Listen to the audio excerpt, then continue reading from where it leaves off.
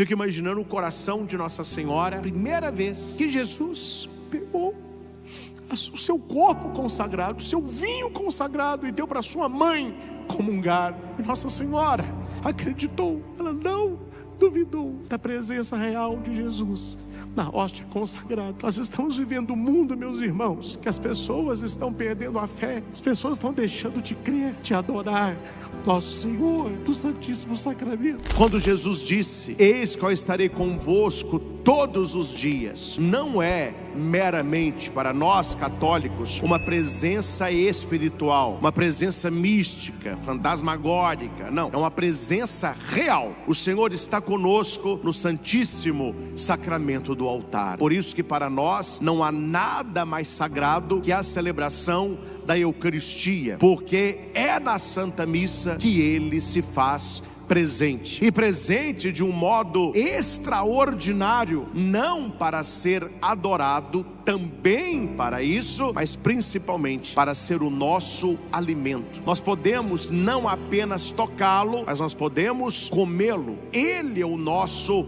alimento. Capítulo 6 do Evangelho de João deveria ter na nossa escritura uma atenção toda especial. Se você olha o mundo protestante, eles ficam muito mais presos no Antigo Testamento do que no Novo Testamento. Aí eles vão citar Salomé, Davi, Salomão e tudo isso. E por que eles não pegam muito a questão do capítulo 6 de João, as cartas de Paulo? Porque ali está a fundamentação da nossa fé cristã católica. Tanto que nós, claro, que olhamos para o Antigo Testamento, mas como maquete, como preparação. O Antigo Testamento, ele aponta para Jesus Cristo. Jesus Cristo é o núcleo de toda a fé cristã católica, e este Cristo que nós cremos como verdade, caminho e vida, ele se entrega a nós na sagrada comunhão. Aqui, meus irmãos, cada um pense na sua própria vida, no modo como você vive a sua fé cristã. Eu penso que nós precisaríamos no dia de hoje nos despertar para uma seriedade maior com a celebração da Santa Missa, principalmente a nossa Páscoa semanal, que é o domingo, não apenas uma celebração para bater ponto, mas para estar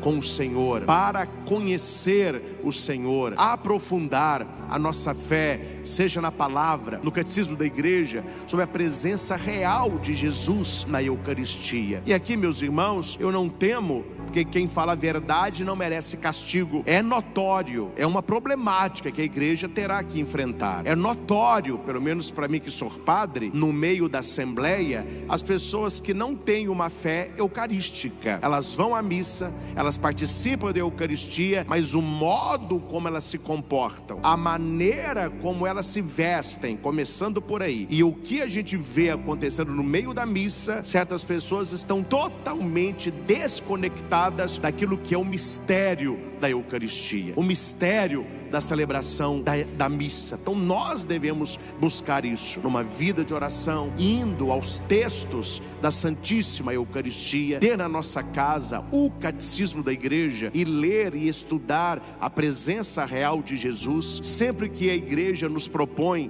uma adoração ao Santíssimo, devemos participar, porque são esses momentos que vão forjar um coração católico, um coração adorador a Jesus eucarístico. Nós estamos hoje celebrando de joelhos esta grande festa de toda a igreja. Papa Leão XIV, ontem, numa das suas falas, ele apontava que hoje a igreja é chamada a colocar o olhar no principal. Olha a frase, no principal, no essencial, que é Jesus. O Senhor é a Eucaristia. Não precisaríamos ter, pelo menos penso assim, milagre eucarístico algum. Milagre eucarístico não me acrescenta absolutamente nada. Eu estou falando. Para mim, não precisava ter milagre eucarístico nenhum para eu crer na Eucaristia. Para mim, a palavra de Jesus, ela basta. Quando Jesus disse: é o meu corpo, é o meu sangue, é corpo, é sangue, ponto final. Só que é um mistério tão excelso, tão profundo e maravilhoso, que o Senhor confirma a fé da igreja com inúmeros milagres eucarísticos. Para estes milagres, até a ciência se curva, porque não há explicação. Exemplo, o milagre de Lanciano. Até hoje, isso tem séculos, quando se analisa o tecido do miocárdio, do coração, que a hóstia foi transformada, ou 5 pedacinhos do sangue, eles são úmidos e têm uma vida fora do corpo. Como que se explica isso? Tantos outros milagres que aconteceram mundo afora, isso apenas apontam para a fé eucarística. Nós não cremos na Eucaristia por causa do milagre. Nós cremos na Eucaristia por causa da palavra de Jesus. O milagre aponta para a Eucaristia, confirmando a palavra de nosso Senhor. Permita-me citar apenas 2 fatos, que nós não vamos ficar nisso, mas é bom a gente entender de onde veio esta festa que nós celebramos hoje na igreja, no mundo inteiro. Tudo começou com as visões de uma freira belga no século 13, Santa Juliana de Liege. Era uma irmã que tinha uma profunda adoração ao Santíssimo Sacramento. Se deixasse, a irmã ficava o dia todo na capela do Santíssimo. Ela falava que o coração dela ardia quando ela estava na presença de Jesus. E esta irmã, Santa Juliana, ela tinha uma intimidade tão grande com Jesus, numa vida de santidade, que ela teve algumas visões. E nestas visões de Jesus, ele pedia que houvesse um dia para uma grande festa da sua presença real na Santíssima Eucaristia. Então ela começou a rezar neste intuito, começou a fazer jejum, penitência neste intuito, para que esta festa acontecesse. E Jesus falava para ela que ele via na igreja, olha a frase dele, uma tristeza por muitos corações indiferentes à sua presença, à sua presença. Aqui eu abro apenas um parênteses. Não é uma questão de obrigação, é uma questão de fé, de adoração. Não é raro, meus irmãos, você escutar, não é raro, isso deveria ser raro, mas não é. Pessoas que se dizem católicas, que hoje nem o pé na igreja colocam. Dorme até mais tarde, uns vão pro sítio, outros ficam aí arrumando armário, fica dando banho no pet, brincando com bebê reborn, é isso que eles querem. A pessoa que leva uma vida alienada, um catolicismo de IBGE, esse pessoal mais atrapalha que ajuda, porque é exatamente isso que a igreja quer no dia de Corpus Christi, uma manifestação pública da nossa fé na Eucaristia. Na minha cabeça não cabe alguém que se diz católico que não frequenta uma missa no dia de Corpus Christi, alguém que se diz católico que não participa de uma procissão do Santíssimo Sacramento. Que catolicismo que é esse? Que católico que é esse? É de nome, é de fala. Na verdade, ele não tem um coração eucarístico, ele não tem um coração adorador. E o que falta não é formação, o que falta é fé. A crise hoje que nós enfrentamos no mundo é uma crise de fé. E eu digo uma crise de fé não apenas na festa de Corpus Christi, mas nas pessoas que a gente atende, nas famílias que a gente visita, muitos nos doentes que eu voltar à unção. É um povo que quer algo a mais, mas eles não têm fé. E uma pessoa que não tem fé, ela quer o que de Deus? Ela procura o que na igreja? A crise na igreja hoje é uma crise de fé. E por que as pessoas que entendem estão tão apaixonadas em curto período de tempo com o Papa Leão? Porque é um Papa que fala claro, ele põe as colunas da fé e ele aponta qual é o direcionamento que a igreja tem que seguir. Não está preocupado com opinião pública, não está preocupado com aplauso, tem repetido várias vezes aquilo que causa mal-estar em alguns, principalmente a galera da TL, né? Teologia da Libertação, não está gostando muito do Papa Leão. E tem gente, e outra, a pessoa está tão sem senso, e ela não sabe nem o lugar dela na igreja, que a pessoa deveria guardar para ela essas opiniões que ela tem. Não, ela vai gravar um vídeo, e ela joga na internet o vídeo que ela não está gostando do Papa, porque o Papa não falou o que ela queria ouvir. Pelo amor de Deus, meus irmãos, onde que está o senso? E são pessoas ditas como cultas, estudadas, gravam um vídeo pessoas da igreja: eu não estou gostando desse Papa porque ele está falando de muita fé, ele está falando muitas coisas da igreja, ele está pegando muito pesado. Esta é a crise de fé que nós enfrentamos. Uma fé que está arenosa, empoeirada, uma fé que não tem profundidade. Hoje, o que nós mais escutamos da boca de alguns é essa troca constante de religião,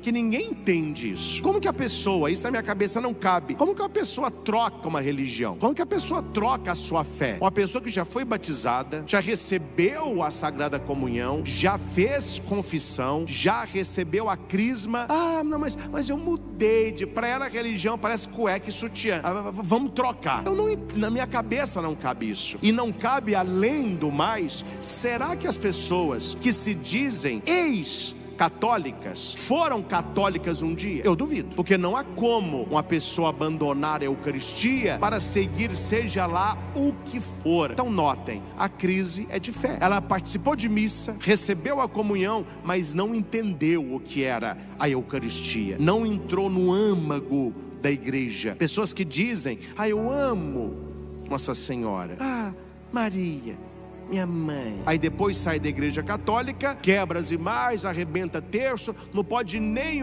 Cadê o amor a Nossa Senhora? Onde que estava esse amor? Se é que teve um dia. Então note, meus irmãos, nós respeitamos a fé de qualquer pessoa, mas uma pessoa católica de verdade, que conhece a doutrina, que reza, que lê Bíblia, que tem uma vida na moral cristã, que busca uma santidade, ela vê nos sacramentos e principalmente na Eucaristia o maior tesouro da sua vida. Não há como você se aproximar desta mesa e não ouvir dentro de si um chamado à santidade, um chamado à intimidade com Deus, um chamado a uma vida de oração. Aí nós vemos esses cristãos transitórios, os turistas. Ele é católico no domingo, é da Universal na segunda, é batista na terça, é quadrangular na quarta, bate um tabaco, um tambor na quinta, dá uma rodopiada na sexta, para descansar no sábado, para começar no domingo. Vamos apostando, vamos ver qual que vai dar certo. Então note, meus irmãos, esta fé misturada, esse sincretismo, essa miscelânea que as pessoas fazem, as pessoas estão muito mais perdidas do que se encontrando. Essas pessoas não vão se encontrar, essas pessoas estão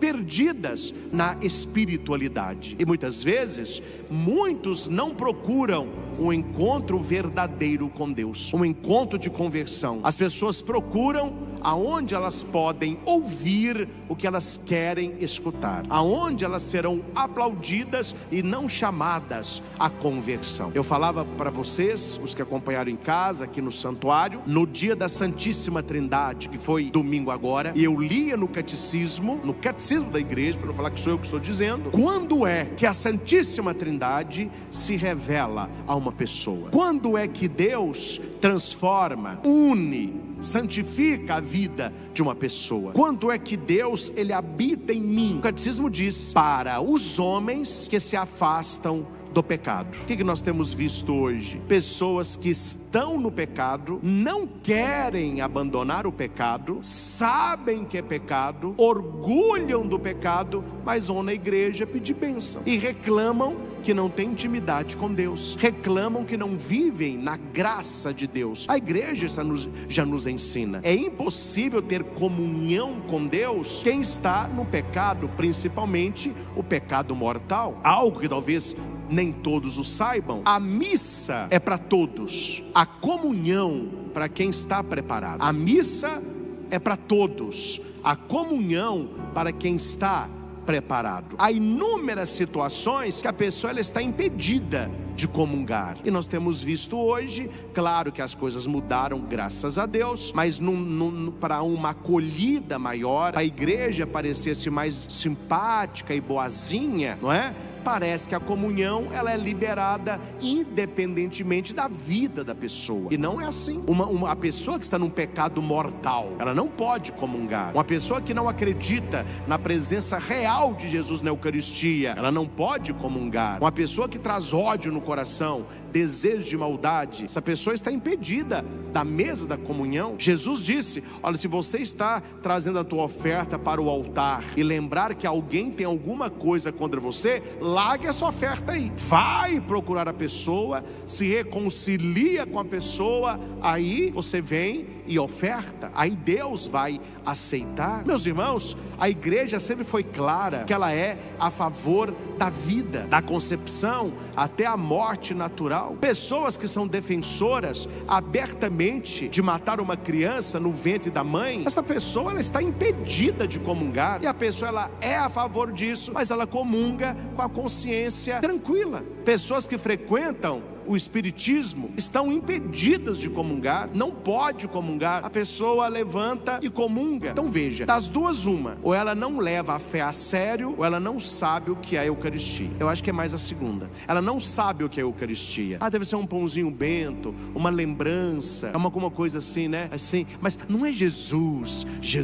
porque se ela soubesse o que é a Eucaristia, ela se aproximaria do ministro, ela se aproximaria do altar com temor e tremor, com muita fé, mas com temor e tremor, porque isso nos atrapalharia. Olha, em 1263, um sacerdote alemão, ele estava em Roma e celebrava uma missa em Bolsena. Foi aqui que surgiu a primeira procissão de Corpus Christi, na Itália, né? Na hora da consagração, ele duvidou se era presença real ou se era apenas um símbolo. E aconteceu o milagre, a hóstia começou a sangrar, molhando ali o corporal, e o Papa, ele estava em Orvieto, então aproveitou e pediu que ele levasse essa Eucaristia transformada em corpo, ao corporal manchado de sangue, para o Papa, que era um milagre eucarístico. E neste caminho, de um lugar para o outro, eles fizeram tapetes,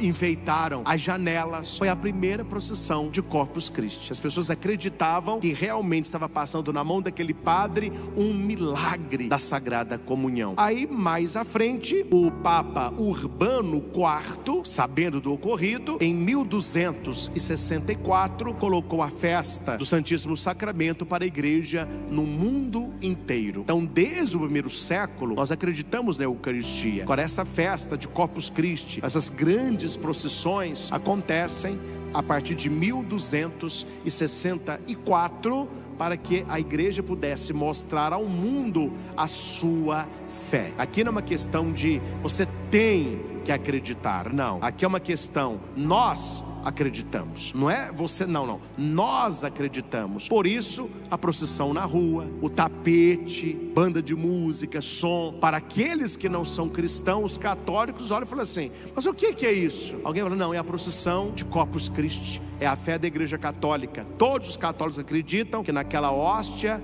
Jesus está vivo ali. Eles acreditam nisso?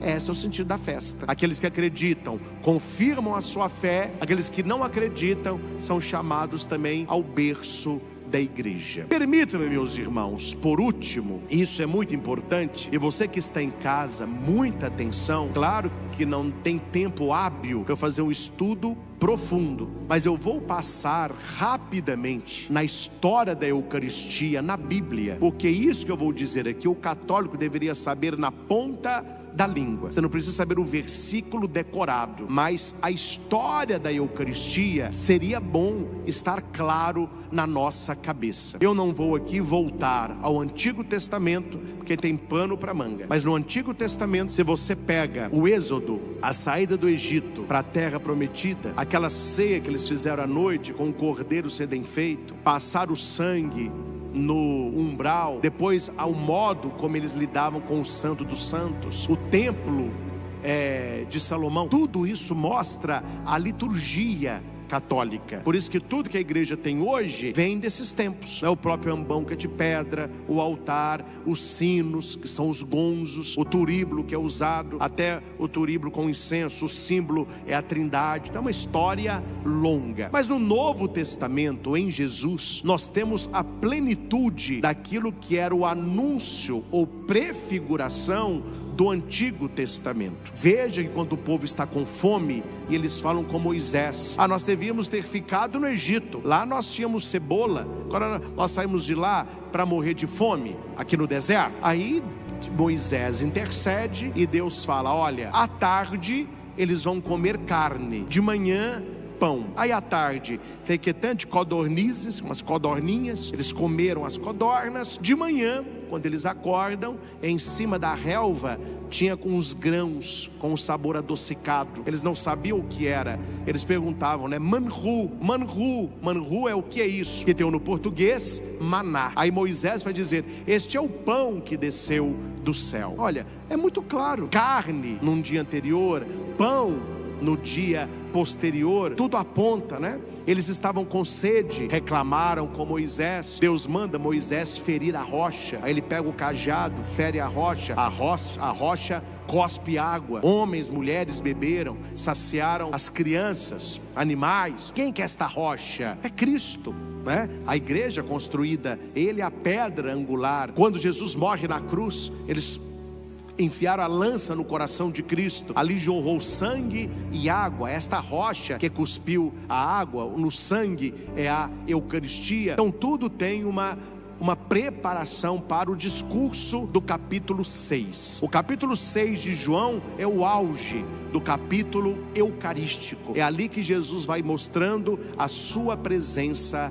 real. Então aqui, meus irmãos, eu quero passar apenas as etapas para que nós possamos entender qual que é o caminho que Jesus percorreu para chegar à Eucaristia. Então vocês notem, tanto no Antigo Testamento, como na vida de nosso Senhor, como até o sacrifício dele na cruz, tudo apontou para a Eucaristia, porque é a sua presença real. Primeiro, são as bodas de Caná. Todos conhecem o milagre. Jesus transforma água em vinho. Então aqui está o poder do Senhor. Ele tem poder de transformar a água em vinho. E para acontecer milagre é 7. Nós temos na palavra 6 talhas de água. Por que 6? Porque Jesus é a 7ª talha. Só que esta talha seria aberta na quinta-feira santa, onde ele transformaria o vinho em sangue. A pergunta é, para nós cristãos católicos e para os que não são católicos, pergunte a qualquer pessoa cristã assim: bodas de Caná, Jesus transformou água em vinho? Isso é real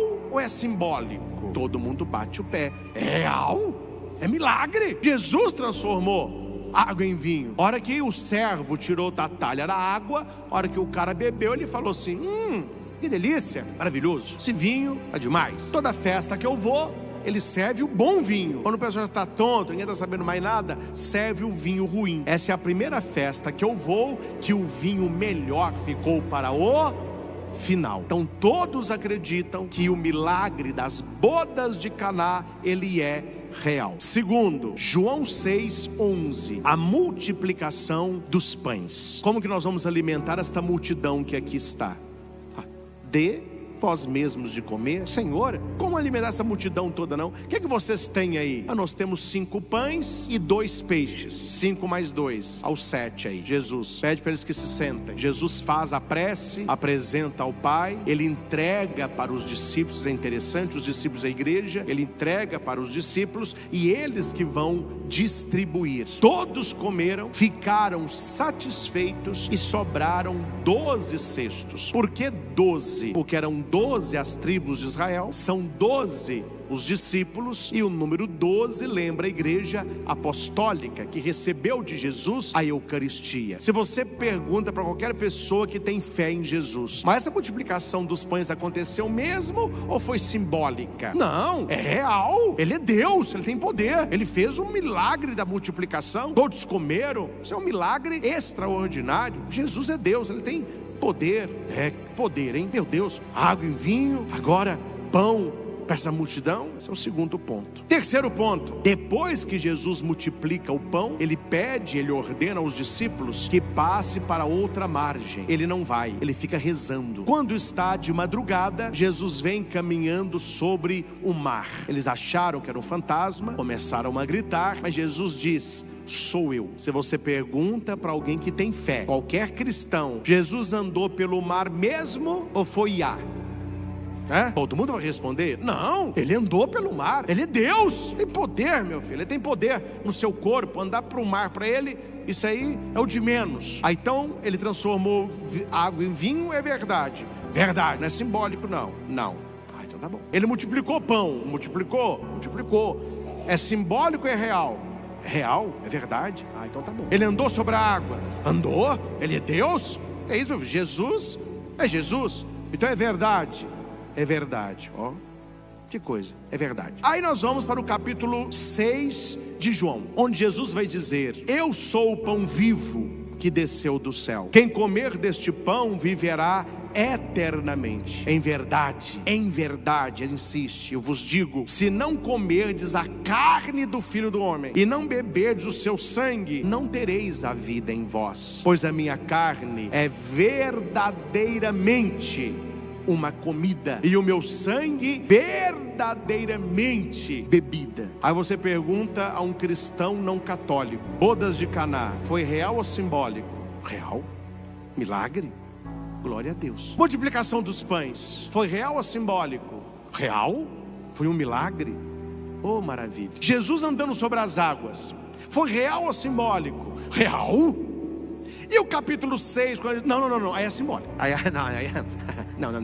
é simbólico. Aí não é corpo e sangue, é um símbolo. E verdadeiramente é no capítulo 6, onde nós temos repetidamente a palavra em verdade, verdadeiramente, e as pessoas fazem um malabarismo para dizer: não é verdadeiramente, é simbólico. Onde aconteceu os milagres que Jesus não falou, isto é verdadeiramente vinho, eles acreditam que a água virou vinho. Onde Jesus não disse: eu verdadeiramente multipliquei o pão, ele não disse, mas as pessoas acreditam porque está relatado: eu verdadeiramente andei pelo mar. Não está escrito, mas as pessoas acreditam. Quando ele diz que temos que comer verdadeiramente o seu corpo e sangue, as pessoas veem como uma linguagem aí é simbólico. E nós sabemos, meus irmãos, que pela doutrina, pelo ensinamento, pelos milagres e pela fé, por isso que eu acho muito bonito quando acaba a consagração e o padre diz: eis o mistério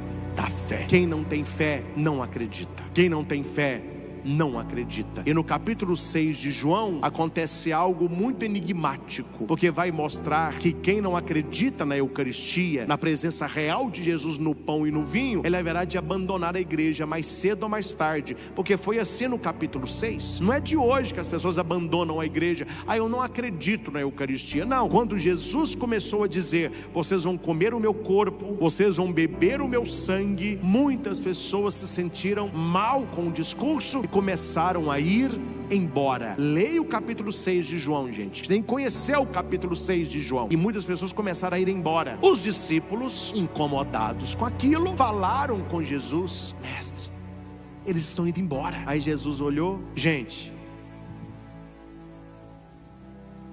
volta. Por que vocês estão indo embora? Só que a gente comer corpo, beber sangue, tá grudado no balaio isso aí. Falou: não. Gente, olha pra mim. Vocês acham que é corpo? Que é sangue? Que é isso, gente? É um símbolo, é simbólico. É pão, é vinho.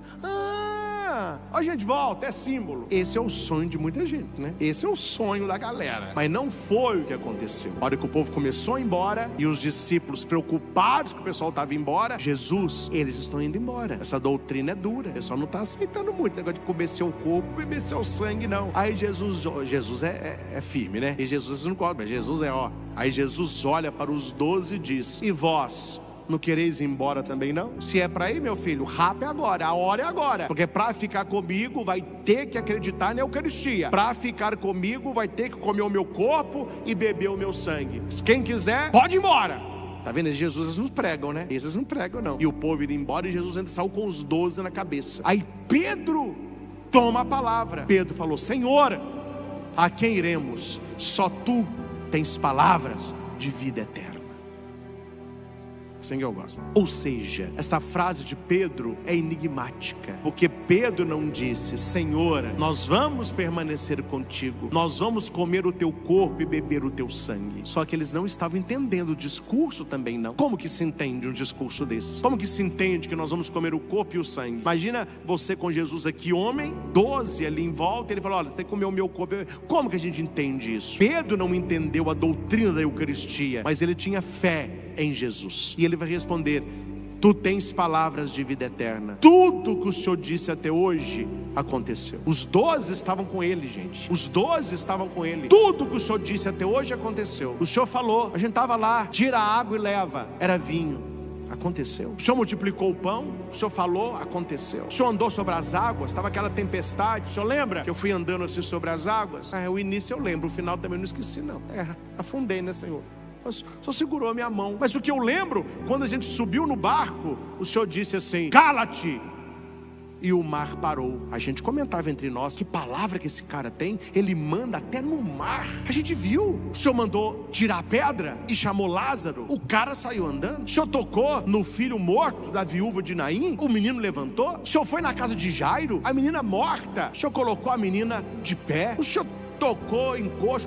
Tudo que o Senhor diz acontece. Nós cremos na tua palavra. A gente não entendeu nada desse discurso aí da Eucaristia não. A gente não sabe como a gente vai comer o seu corpo e beber o seu sangue, mas nós cremos na tua palavra. Viu porque eu falei no início da pregação? Nós temos que crer na palavra de Jesus. Se fosse simbólico, meus irmãos, Jesus tinha explicado. Por que vocês estão indo embora? É símbolo. Não, ele bateu o pé. Os vossos pais não comeram o pão que vem do céu. Eles comeram o maná e morreram. O pão que vem do céu é aquele que desce do céu e dá vida ao mundo. Jesus falava dele mesmo. Aí nós damos mais um passo, do 7 ao 6 já, que é a instituição. Está em Lucas 22, 19 a 20. Tomai todos e comei. Isto é o meu corpo. Tomai todos e bebei. Este é o cálice do meu sangue. Na Santa Ceia, os discípulos entenderam: então quando nós comemos deste pão, nós temos comunhão com o corpo dele. Quando nós bebemos deste cálice, nós temos comunhão com o sangue dele. É presença real, porém na matéria do pão e do vinho consagrado. Nós podemos dizer que a última ceia foi a primeira missa. Você pode dizer: Jesus celebrou com os seus discípulos a última ceia ou a primeira missa. Tem um canto muito bonito. Claro, ali está Jesus, tem os 12, mas certamente Maria ali está, as mulheres que serviam a ceia, né? Fico imaginando o coração de Nossa Senhora, primeira vez que Jesus pegou o seu corpo consagrado, o seu vinho consagrado, e deu para sua mãe comungar. E Nossa Senhora acreditou, ela não duvidou.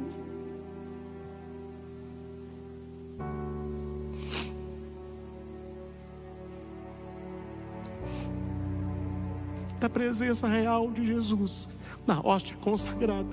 Nós estamos vivendo um mundo, meus irmãos, que as pessoas estão perdendo a fé. As pessoas estão deixando de crer, de adorar nosso Senhor do Santíssimo Sacramento.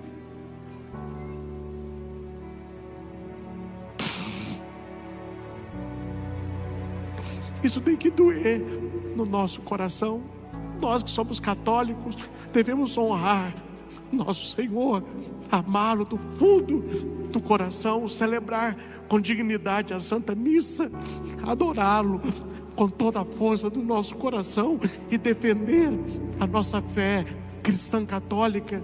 Hoje parece que tudo se respeita, menos a fé em Jesus na hóstia consagrada. Nós que devemos, com a nossa vida de fé, fazer comunhão de reparação, ter uma fé autêntica em Jesus. O mundo, ele tende a não crer. Eu não acredito que haverá uma conversão de massa. O mundo, ele caminha para este não crer, mas nós cremos, e nós devemos viver com dignidade a Eucaristia. Imagine que emoção de Nossa Senhora, na Santa Ceia, ela receber o corpo e o sangue do seu filho na comunhão. Tem uma canção assim, né? Maria foi a primeira que comungou. E por último, meus irmãos, eu termino com o testemunho de São Paulo, maravilhoso. 1 Coríntios 11, 27 a 29. Como que a igreja entendeu a Eucaristia? Como que a igreja recebeu a Eucaristia? Olha só, 1 Coríntios 11, 27. Quem come o pão ou bebe o cálice do Senhor indignamente será culpado do corpo e do sangue do Senhor. Porque aquele que come e bebe sem discernir o corpo, come e bebe a própria condenação. O que Paulo está nos dizendo? Se você não acredita que Jesus está vivo na Eucaristia, que a Eucaristia é o corpo de Cristo, não comungue. Não comungue, porque aquele que comungue indignamente está comungando a sua própria condenação. Depois vocês leiam o que vem antes desses versículos. Paulo vai dizer uma coisa maravilhosa: eu vos transmiti o que eu recebi. A igreja não criou a Eucaristia. Isso deve ficar claro na sua cabeça. A igreja não inventou a missa, ela não criou a Eucaristia, ela recebeu de nosso Senhor. Por isso que nós aguardamos com todo zelo, com todo carinho. É um presente de Jesus, que é Ele mesmo. E Paulo vai dizer: eu vos transmiti o que eu recebi. Por que eu celebro a missa do jeito que eu celebro? Eu não criei, não. Eu recebi. A igreja me ensinou. A igreja recebeu de nosso Senhor. Paulo está falando: eu vos dei o que eu recebi. Na noite em que Jesus foi entregue, Ele tomou o pão em suas mãos e disse: tomai todos e comei, isto é o meu corpo que será entregue. Depois Ele tomou o cálice e disse: tomai todos e bebei, este é o cálice do meu sangue, o sangue da nova e eterna aliança, fazei em memória de mim. Aí ele vai dizer isso aqui: por isso, quem não discernir o corpo, não comungue. Cabe a nós, meus irmãos, esta fé na Eucaristia, que passa pela oração. Adore o Senhor, adore o Senhor. Eu, graças a Deus, tive uma caminhada mais profunda para a adoração num presente que a minha mãe me deu, que foi um pedido da irmã Kelly Patrícia, lá do Instituto Hesed. Uma das vezes que a minha mãe foi comigo lá, a irmã Chiara Maria, que aqui nos acolhe, né, falou com a minha mãe assim, longe de mim: Dona Ana, Padre Christian tem que ter esse livro aqui. Todo padre tinha que ter esse livro, Ensino e Ezo. O livro todo fala de adoração. É Jesus falando para os padres: você tem que ser um padre adorador. Ele vai dizendo o que ele faz na vida do padre, o que acontece com o padre que não adora, o que é isso. Um livro muito bonito. Aí a irmã Kelly falou com a minha mãe: o instituto vai presentear o Padre Christian com um livro desse na missa final do encontro. A minha mãe: nossa, ele vai ficar felicíssimo. Aí a irmã disse: mas ele vai ficar mais feliz se a senhora der o livro, porque a senhora é mãe do padre, a gente conhece a história da vocação dele. A minha mãe: não, então eu dou o livro. Aí minha mãe pegou o livro, fez lá a dedicatória dela. Aí no fim do encontro me deram o livro de presente. Eles me dão muitos livros, né? Aí peguei um, peguei outro, peguei esse. Falei: não, que livro bonito, etc. Terminou o encontro, a gente entrando no carro para ir para o aeroporto lá em Fortaleza. Chegou a irmã Chiara no vidro, que é essa irmã Chiara Maria, com a minha irmã, simpatia. Chegou e falou assim: Padre Christian, leia esse livro, o senhor nunca mais será o mesmo. E eu vou te contar, é um livro para padre, mas quem quiser, meu filho, despertar um coração adorador, um amor a Jesus Eucarístico, tenha este livro. Chama Ensino e Ezo. Ensino e Ezo, falando ao coração do sacerdote. Onde o livro fala padre, você gira padre e coloca você, que é tudo que fala para o padre serve para os cristãos. Jesus nos pede apenas um coração adorador. Ele não precisa de adoração, ele precisa de adoradores. É diferente. Ele não precisa do que você oferece para ele, ele quer é você. E neste dia, meus irmãos, de Corpus Christi, no nosso coração, nós mostremos a Jesus todo o nosso amor. Se o mundo não crê, nós cremos, e por isso celebramos esta Santa Eucaristia. E diga não para o padre, não para bispo, não para o papa, mas para o Senhor: eu creio. Toda missa que você participar, quando o padre erguer a hóstia, quando o padre erguer o cálice, em silêncio no coração, você olhando, diga: meu Senhor e meu Deus. Vocês já fazem, né? É isso que se diz. Quem não sabe, toda missa, o padre levantou a hóstia, levantou o cálice, em silêncio, olhando você diz: meu Senhor e meu Deus. Pode rezar mais se quiser. Eu creio, mas aumenta a minha fé. É para olhar, por isso que o padre levanta. Quando abaixar a hóstia e o padre ajoelhar, aí nesse momento a gente adora um pouquinho, porque o padre ajoelhou. No final da ceia, aí se olha de novo. Levantou o cálice: meu Senhor e meu Deus. Eu creio, mas aumenta a minha fé. Blinha, blinha, blinha, blinha. A campainha é para chamar atenção, né? Por isso que toca a campainha, pra gente olhar. Abaixou o cálice. Ih, meu filho, quando você celebra a missa com fé, você está num pedacinho do céu. E eles me perguntam: padre, que dia que vai ter missa de cura e libertação? É toda missa, meu filho. Toda missa pode vir que tem cura e libertação. Depende se você quer ser curado e liberto. Mas qual é o momento da cura e libertação maior da missa? Você sabe quando é? É no cordeiro. Quando o padre pega a hóstia partida e diz: é essa hora, gente, hora de milagre. Eis o Cordeiro de Deus. O que o padre está falando para você? É Jesus. João Batista que falou. João Batista vai lá batizando. Aí Jesus passou, o João falou: para tudo, para tudo. Olha para ele. Qual? Aquele de barba. Ele.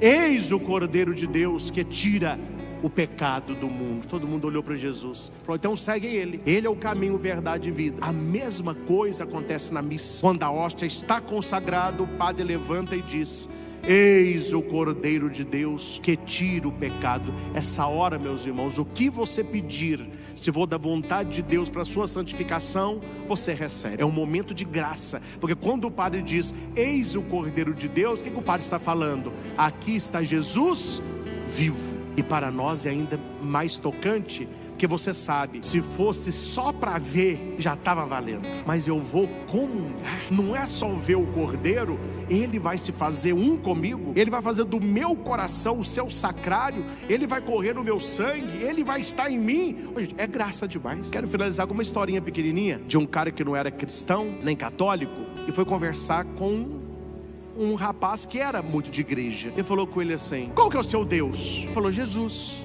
Ah, eu não, meu Deus é outro, eu não acredito em Jesus. Aí mostrou o Deus dele. Aí o cara falou assim: mas o seu Deus é poderoso?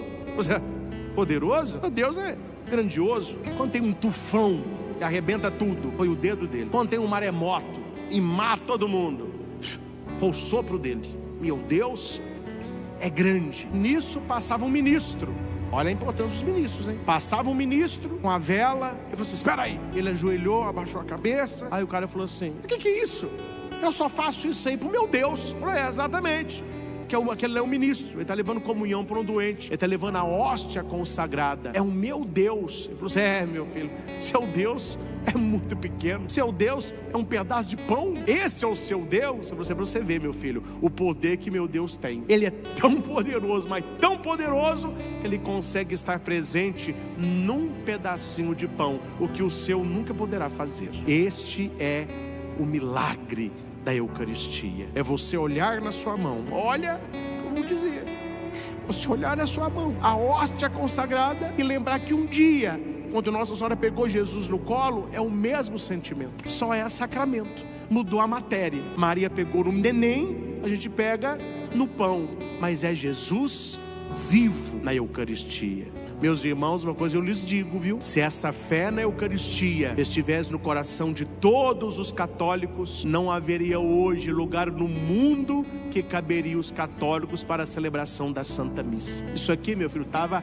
arroiado, estava gente até pendurando os galhos aí, ó. A procissão hoje ia parar a cidade, porque era tanto católico, tanta fé na Eucaristia, que não tinha nem como andar com a procissão. Então, falta este amor, esta adoração a Jesus Eucarístico. Seja você um adorador. Participe com dignidade da celebração da Santa Missa. E sempre que o Senhor estiver no altar, diga: meu Senhor e meu Deus. Eu creio, mas aumentai a minha fé. Vamos rezar juntos?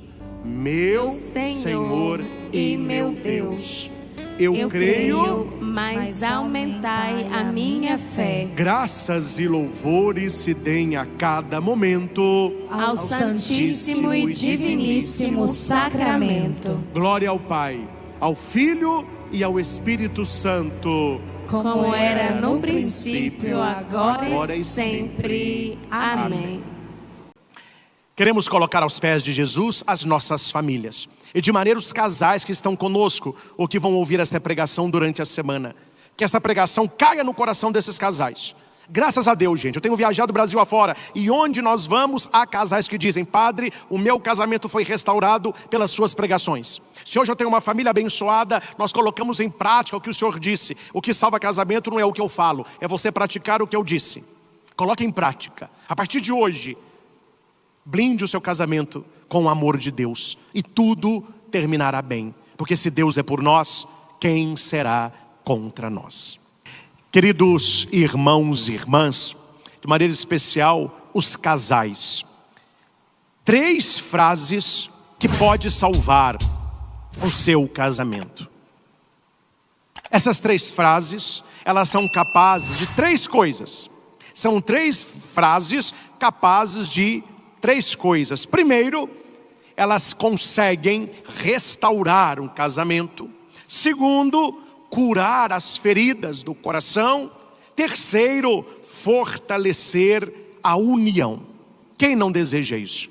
Quem não deseja um casamento restaurado, um casamento curado, um casamento fortalecido? É exatamente isso que essas 3 frases têm o poder de realizar.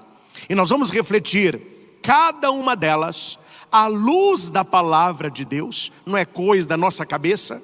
Vamos até a palavra de Deus e aprender 3 maneiras concretas de vivê-las no dia a dia. Então você que é casado, que é casada, você que quer melhorar o seu casamento, restaurar o seu casamento, curar o seu casamento, fortalecer o teu casamento, essas 3 frases podem fazer isso.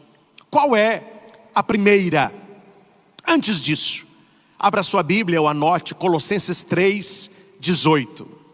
Esposas, sede solícitas para com os vossos maridos, como convém ao Senhor. Maridos, amai vossas esposas e não sejais grosseiros com elas. Então veja que aqui é uma palavra de mudança para a mulher e para o marido. Para a mulher se espera a solicitude, do marido o amor oblativo. E não é apenas coisa de sonhar, de desejar, de querer, mas de praticar. Muitas pessoas sabem o que fazer, mas elas não fazem. E o que muda não é saber, o que muda é realizar. Tem até aquele caso, né? Tinha 2 amigos conversando num bar. Aí um disse para o outro assim: esta noite eu sonhei que eu ganhei 1 milhão, igual minha mulher. O outro disse: meu Deus, mas a sua mulher ganhou 1 milhão. Falou: não, ela sonhou também. O meu sonho é... Gente, a minha pergunta é: os 2 sonharam. Eu te pergunto, eles são milionários? Não mudou nada. Há muitos casais que sonham em ter uma família melhor, sonham em se amarem, sonham em ter um casamento satisfatório, mas fica só no sonho. E por que fica só no sonho? Porque está aqui e precisa estar aqui. Porque quando está no coração, vira atitude. Então essas 3 frases, muito mais do que dizê-las, o casal precisa vivê-las.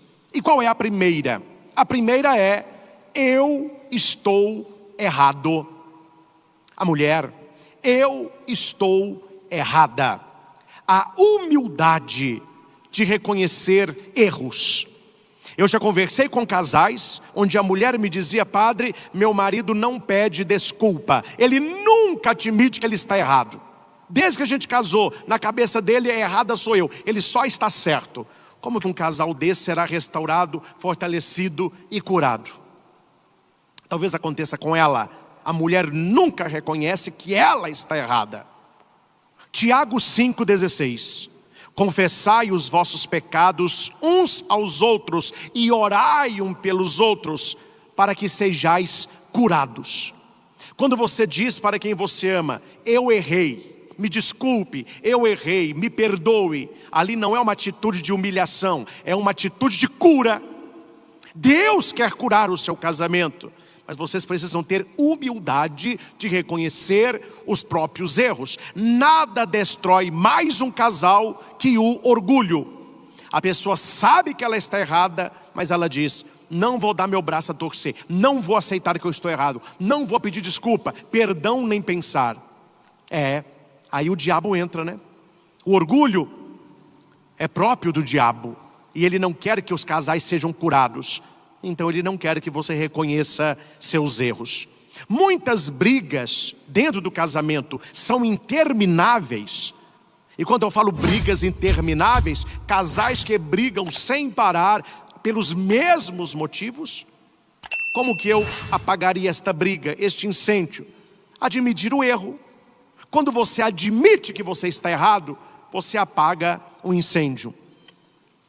Eu celebrei uma missa de bodas de ouro, onde o homem, um senhorzinho, disse uma frase com muita sabedoria.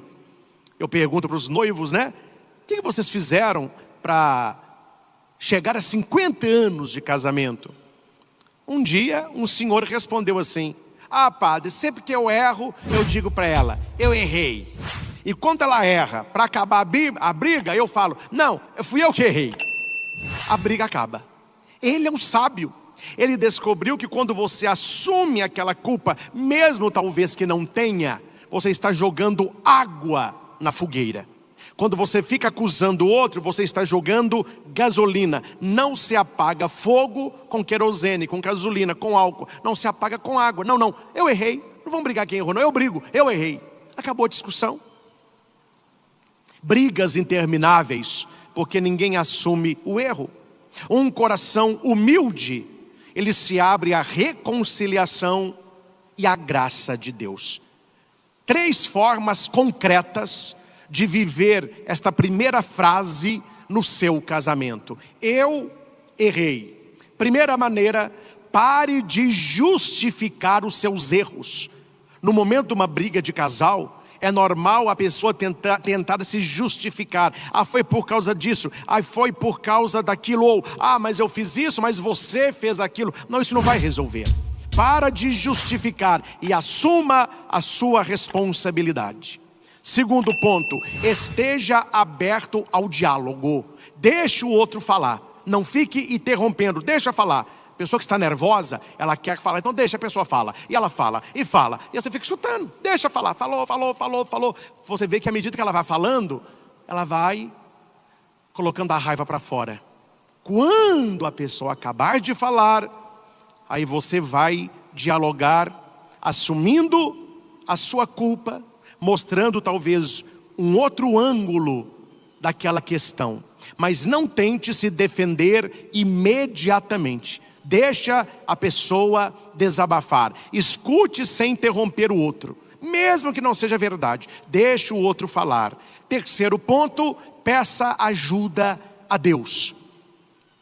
Isso funciona muito. O casal está brigando, um dos dois fala, olha, antes da gente discutir, eu não discuto com você, a gente não rezar antes. Que rezar o quê? Falou, então você vai brigar sozinho. Porque eu quero, sem uma oração a gente não vai brigar não. Porque Deus tem que estar aqui. Nós não podemos brigar de 2, não, tem que ser de 3. Deus tem que estar. Então, não justifique o seu erro. Esteja aberto ao diálogo, deixe o outro falar e busque orientação a Deus. Segunda frase. Por favor, me perdoe. O poder do perdão no casamento. Efésios 4:32. Sede bondosos e compassivos uns com os outros, perdoando-vos mutuamente, como Deus vos perdoou em Cristo. O segredo da união matrimonial é o dom do perdão. Perdão que é pedido, perdão que é oferecido. A mão do casal, uma para baixo, a outra para cima. E assim um casal se encontra. Uma mão ela pede, a outra mão ela oferece. Perdão. Pedir perdão e perdoar são ingredientes presentes em todos os casamentos saudáveis. Hoje as pessoas se preocupam muito com alimentação saudável. Tenha também um casamento saudável. Padre, eu me alimento para ter uma saúde. Você sabe o que come. Como que eu vou alimentar o meu casamento para ter uma saúde? Perdão oferecido e pedido. Guardar rancor só alimenta ressentimento e distância. O diabo gosta disso. A palavra ressentimento, é de novo. Sentimento é sentir. O que é ressentimento? É você sentir de novo o que você sentiu naquele momento de dor. A pessoa que perdoa, ela cauteriza a ferida. A pessoa que fica ressentida, ela fica esgravatando a ferida. Lembro-me quando a gente era criança, não sei se as crianças de hoje fazem isso, acho que não fazem, porque não machucam, né? Porque não brinca, só celular. Mas na minha época a gente brincava muito, machucava bastante. Aí no lugar do machucado, dava uma casquinha. O que os meninos faziam? Ficava esgravatando a casca. Minha mãe, vai sangrar isso aí, ó. Aí a gente puxava, sangrava. Tem gente que no casamento é a mesma coisa. Ela não quer que cicatrize a ferida, ela quer ficar arrancando a casca. Ressentimento.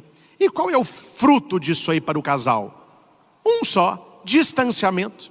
O marido vai se distanciar da mulher e a mulher vai se distanciar do marido. Talvez não fisicamente, moram na mesma casa, comem na mesma mesa, dormem na mesma cama, mas nunca estiveram tão longe um do outro. Falta de perdão. Onde não há perdão, entra o distanciamento. E é uma frase pesada que diz, cuidado, na cama do casal, quando fica um espaço entre o marido e a mulher, é um convite para o diabo deitar ali. Deus que me livre. Deus que me livre. Já tinha escutado dessa aí? Meu filho, casal brigado. Fica o marido para um lado, a mulher para o outro e um espaço no meio. Aquele espaço é um convite para o diabo deitar ali. Aí, meu filho, vem o adultério, vem a traição, vem a mentira, vem o distanciamento, vem o esfriamento, até que acaba com tudo. O perdão não é apenas um ato de amor ao cônjuge. Ele é um ato de obediência a Deus. Quando você perdoa, você está mostrando amor ao cônjuge, mas você está mostrando obediência a Deus. 3 formas concretas de viver o perdão na sua casa. Não espere sentir vontade. O dia que eu tiver vontade, eu vou perdoar o meu marido. O dia que eu tiver vontade, eu vou perdoar a minha mulher. Mas que dia que você vai ter vontade, meu filho? Perdoar não é um ato de vontade, é um ato de decisão. Ele não é um sentimento, ele é uma decisão. Vou dar um exemplo claro, não vou aprofundar nisso, que a pregação não é sobre só isso. Só para você pensar comigo. A mãe vê o filho de 19 anos sendo assassinado na rua para alguém roubar o celular dele. A polícia vai e prende aquele indivíduo. Que dia que esta mãe vai acordar assim? Nossa, hoje eu acordei com a vontade de perdoar o assassino do meu filho. Não, estou com a vontade.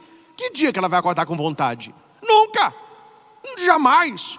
Mas como ela consegue perdoar aquele homem? Quando ela decide pela palavra perdoar. Não é algo sentimental, é algo de decisão. Então a decisão com o perdão no casamento é uma atitude. Eu vou perdoar porque perdoando eu santifico o meu matrimônio, eu santifico a minha casa, eu salvo o meu casamento. Evite jogar os erros do passado na cara do seu cônjuge. Tem gente que vai brigar e traz o baú do passado. É um baúzinho invisível, mas só tem coisa do passado. Aí o casal está brigando por causa de alguma coisa que aconteceu ali. O que eles fazem? Abre o baú e começa a puxar a coisa do passado. Mas semana passada você fez isso. Ano passado você não fez aquilo. Em 1980 você falou aquilo. Lá em 74 na casa da minha mãe. Não é assim que você vai perdoar, meu filho. Se você está guardando esse tanto de coisa no baú do passado, é porque não houve o perdão. Quando há perdão, o passado fica no passado. E você não vai trazê-lo para o presente. Cuidado quando na briga de casal, você só lembra de coisas passadas e fica julgando na cara do outro. Isso não vai resolver, isso vai piorar o casamento. Se concentre só naquele fato e não no que já passou. E terceiro, pratique o perdão diário. Se todo dia você decide perdoar a sua mulher e o seu marido por pequeninas coisas, aquilo não vai aglomerar. aquilo não vai juntar. A palavra diz: não se ponha o sol sobre o vosso ressentimento, não deis lugar ao demônio. Ou seja, aquele dia teve uma briguinha, teve uma rusga, teve um mau desentendimento, já abraça a noite, pede desculpa, se necessário perdão, e recomeça o outro dia sem os pecados de ontem. Pratique o perdão diário, pequeninas coisas. E por último, a terceira frase, todo mundo já imagina qual é, né? Essa não pode voltar. Eu amo você. Eu amo você. O amor precisa se expressar diariamente. E aqui eu vou ensinar uma coisa, talvez principalmente aos homens, porque a mulher geralmente é que fala mais, eu te amo. O marido tem que dar a devolutiva. Mas deixa eu ensinar uma coisa para você aqui. Quando alguém falar para você, a sua mulher, o seu marido, eu te amo, você não responda, eu também. Não é assim a resposta. Eu te amo. Eu também te amo. A devolutiva do amor. Porque quando a pessoa escuta assim, eu te amo, e a pessoa responde, eu também. O que significa isso? Significa assim, ó, a mulher diz para o marido, eu te amo. O marido, eu também. Me amo bastante. Eu sou doido comigo. Você me ama também? Porque eu sou o cara. Entendeu? Então, meu irmão, não pode, eu te amo. Eu também. Não. Eu também te amo. Tem que ter a devolutiva. E isso é sentido pelo seu inconsciente. Isso é sentido pela cabeça. O amor que vai, o amor que vem. Colossenses 3,14. Acima de tudo, revesti-vos do amor, que é o vínculo da perfeição. O amor não pode esfriar e desfalecer na vida do casal. Muitos casais se afastam porque não expressam mais o amor. E o amor aqui não é apenas o falar, é o amor diário, com pequenos gestos. O amor conjugal, ele passa por 3 caminhos: gesto, palavra, atitude. Anote aí. Como que eu falo com alguém que eu amo? Através de gestos, um carinho, um abraço, um cafuné, uma massadinha, uma pegada, um cheirinho. E isso vai mantendo o casal aceso, né? Animado. Segundo, palavra. Tem que falar também, olha, te amo muito. Louva a Deus porque você é a minha mulher. Não poderia ter me casado com uma mulher melhor. Amor, louva a Deus pela sua vida. Você é um homem de Deus. E também atitudes. Qual atitude? Fazer o que pode ser feito na questão da fidelidade, na questão do amor, uma ajuda dentro de casa. Então, se você tem gestos de carinho com esta pessoa, se você fala que gosta dela, e se as suas atitudes colaboram para o bem-estar, o amor aí existe. 3 formas concretas de mostrar amor. Primeiro, demonstre amor com ações e não só com palavra. Pequenos atos diários. Coisas pequenas. Coisas pequenas. Marido, passa na padaria, vai levar leite e pão. Ele vê lá que tem doce de leite ninho. Você não vai levar 50, né, meu filho? Senão você joga no time contra. Leva um. E chega em casa, fala, amor, está aqui o pão, está aqui um leite, mas eu trouxe uma coisinha para você. Ah, o que você trouxe para mim? Seu doce preferido, docinho de leite ninho. Ah, delícia, amor. Muito obrigado. Te dou a minha palavra. Não é o doce, é o gesto. Mulher é assim. A mulher fala, nossa, ele passou na padaria, lembrou de mim, trouxe um docinho. Meu marido é um doce mesmo. Entendeu? Pequenos gestos diários. Segundo, mantenha a comunicação afetiva. Falar, conversar, te exprimir, eu te amo, isso é importante. Terceiro, invista no seu relacionamento. Invista tempo para estar junto, conversar, trocar carinho. Deixa eu dar uma dica para os maridos. Você quer que a sua mulher fique doida com você? Quer? Eu vou te ensinar agora. Mulher fica doida. Tem mulher que até grita. Sem ser aniversário dela, data de casamento, Natal. Não, tem que ser uma data assim, que ela não está esperando nada. Um dia normal. Deixe lá no banheiro, perto ali do lavabo, um cartão. coloque o nome dela e escreva assim: seu marido. Deixa lá. Ela vai acordar. A hora que ela vê, Dom Juan, o que está acontecendo? O que ele está querendo, gente? Um cartão. Se você quiser que a mulher fique mais doida com você, você joga o seu perfume no cartão. A hora que ela pegar o cartão, o cheiro, ó. Ai, o cheiro dele, ai, que delícia. O perfume amadeirado do meu marido. Ele é demais, ele é demais. Se você quiser criar ainda mais impacto, deixa dentro do cartão uma flor vermelha. Nossa Senhora, a flor vermelha diz tudo para a mulher, ela vai entender. Nossa, cartão, perfume, flor vermelha. Mas agora, meu filho, se você quiser fazer a sua mulher sapatear com um sapatinho de fogo, você deixa o cartão, põe o perfume, deixa uma flor e coloque debaixo da flor uma nota de R$200. Nossa Senhora, essa mulher fica louca. Ai! Tem mulher que fala: me dê, papai. Brincadeira à parte, gente. Quando é que você tem agradado a sua mulher?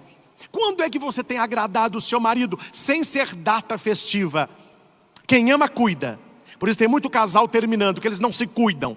Eles descuidaram. E a palavra diz que aquele que se descuida dos seus e da sua família não termina bem. Se você deseja ter um casamento abençoado, use com frequência essas 3 frases: eu estou errado, por favor, me perdoe, eu te amo. Essas 3 frases têm o poder de reconstruir, curar e abençoar o seu casamento. Amém? Queremos colocar aos pés de Jesus as nossas famílias. E de maneira os casais que estão conosco, ou que vão ouvir esta pregação durante a semana, que esta pregação caia no coração desses casais. Graças a Deus, gente, eu tenho viajado o Brasil afora, e onde nós vamos, há casais que dizem: padre, o meu casamento foi restaurado pelas suas pregações. Se hoje eu tenho uma família abençoada, nós colocamos em prática o que o Senhor disse. O que salva casamento não é o que eu falo, é você praticar o que eu disse. Coloque em prática. A partir de hoje, blinde o seu casamento com o amor de Deus, e tudo terminará bem. Porque se Deus é por nós, quem será contra nós?